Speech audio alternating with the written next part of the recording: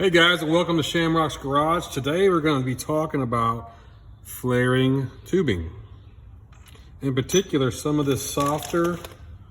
This is a nickel copper coil, which is great for making new brake lines or whatnot. It's real soft, it bends real easily, so you can form it real easily. But it can be a challenge to flare sometimes. Sometimes it'll get boogered up because it is so soft, especially with these screw type flaring tools. Sometimes it'll try to twist the tube inside the tool, and it can create some weird looking flares. So I'm going to show you today what I've learned on these. Now this is one of these Eastwood on-car flaring tools. These are great. Now I only use this when it is on the car. If I'm making lines on the bench, I use a press style, which is this guy here.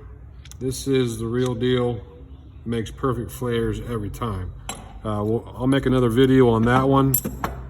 But today we're going to talk about the on-the-car flaring tool, which would be similar to the type of the cheaper flaring tools you get at your auto parts store. They have the little T-handle. Going to be a similar setup. I like these better because it holds the line better. It sets your depth perfectly, where some of those other ones can be a little challenging. I don't use those at all. So if I'm not using my press, I'm using this, but I only use this when I'm actually in a tight situation on a car, because you can get these down into tight quarters. With that said, I got a piece of 1/4-inch tubing cut here. Very, very important is to make sure you don't have any burrs. Something else with this, when you cut this off with a pipe cutter, it tends to, and I got a piece left in here to probably show you. Didn't even realize I had that in there. It tries to close up the pipe. If you look at the difference there. And what I do, I'll take an awl and I'll stick it in there and kind of just open the pipe back up. And then I'll take my file and file that edge. Make sure it gets nice and square. Now it's hard to do because this piece is so small, but I had to do the same thing here. This looked like this did before, and now you see how it's a nice tight circle. You don't have any of this excess material like you have here. See in this corner here, there's a lip actually. That needs to come off, or it's gonna make that flare oblong shaped. It's gonna look weird. So make sure you got your tubing cut nice and square.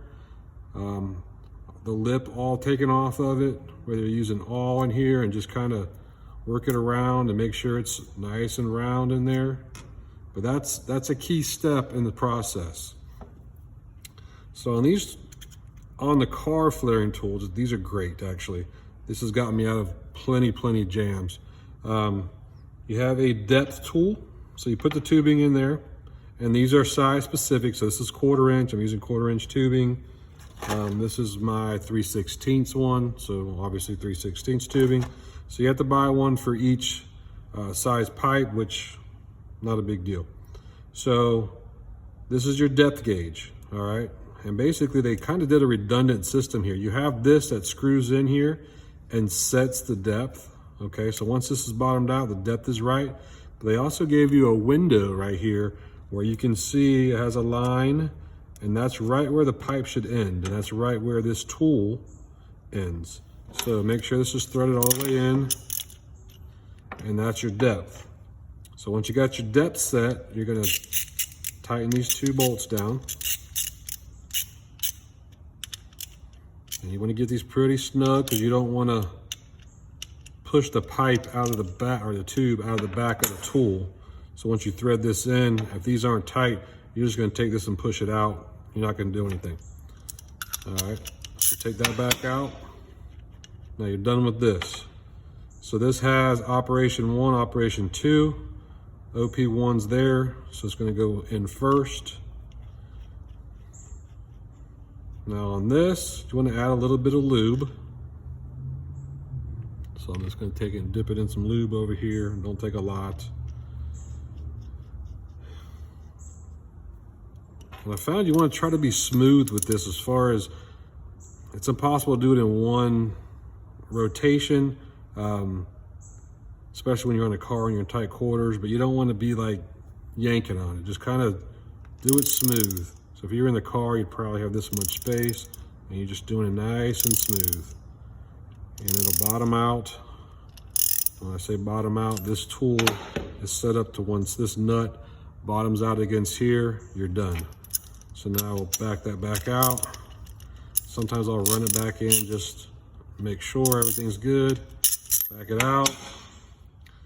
And then you have operation 2, which is just the other end of it. Flip this on the other side, add a little bit of lube. That's just the lube that these come with, but you can use whatever you got on hand. And again, nice and smooth till the bottom's out, right there. All right, what I have found, and it used to make me nervous, is once I take this out of here, it's not gonna look like the best flare. It definitely doesn't do like my press tool. It makes a pretty flare right from the get-go. So once, I'll show you what I'm talking about. Once I take this out of here, you're gonna have some, first of all, you're gonna have some lube on it.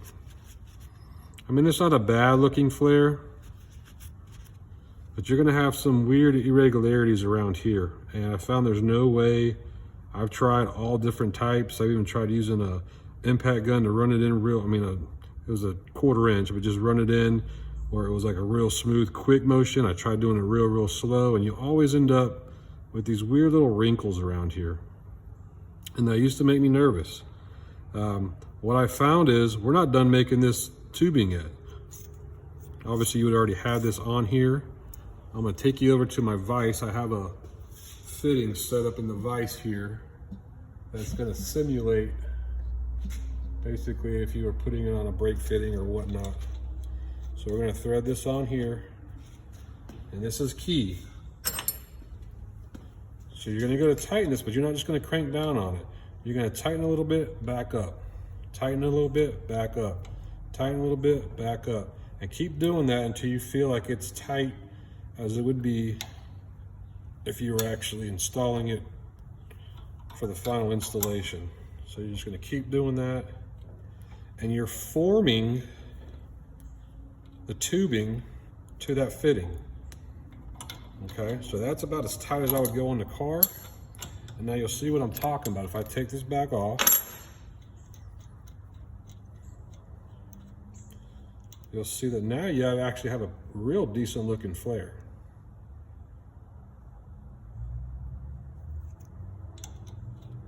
So let me go back in again, and sometimes you can do it a couple times if you're not happy with it. Just working it, and you're joining these in holy matrimony. So basically those two should complement each other.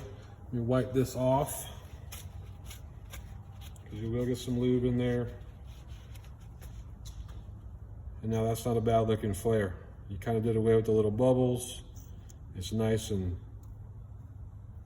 tight in there. I don't see any high spots or low spots that would cause a leak.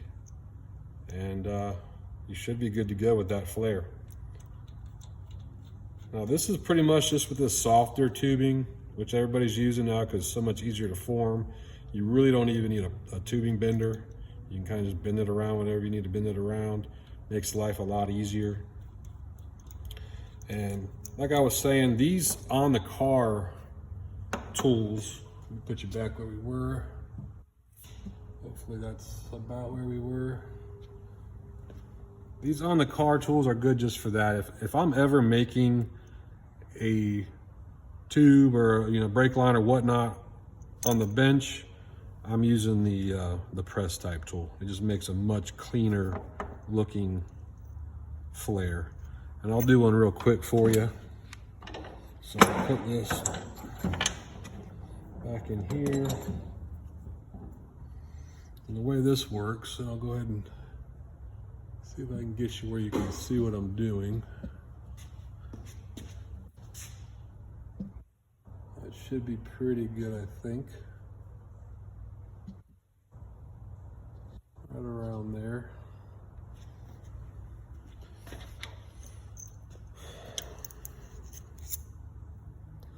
Actually, I'll go ahead and do it with the fitting on there. Hopefully I have enough room. I think I will. So this just goes in between these two dies. You're gonna slide this over. You're gonna snug this with the pipe sticking out here, and you're gonna take it to operation 0. Actually, let me back it up just a touch. I won't be able to spin it. Get operation 0 there. Now push the pipe out. And when you do the lever, it's gonna set it to the perfect depth, okay? So then you wanna really crank this down nice and tight. We're using 1/4" tubing, so we're gonna go to 1/4" operation 1, which is right there. Go ahead and do that. Operation 2 is right next to it. And that's how easy it is with these. So we'll loosen this up, pop this out, and that makes a really, really clean flare. But again, even with this, you have that little bubble sticking up there, which is intentional, because when you go to put this in your fitting on your car, that bubble is going to come in contact with whatever you're threading it into and form to that shape. So again, back and forth, back and forth, back and forth. And this is why a lot of times when you're installing a brake fitting or whatnot, and you just snug it the first time, it'll leak. And you go, what the heck? And then you'll crank it a little bit more and it'll stop leaking. Well, you're supposed to work this back and forth until it seats really tight, like that. And now you'll see it looks totally different. Now it's flattened out, and with that press tool, I mean, you get a perfect flare. I love that tool for doing flaring. That's not a bad looking flare. It's not perfectly round, but it would seal.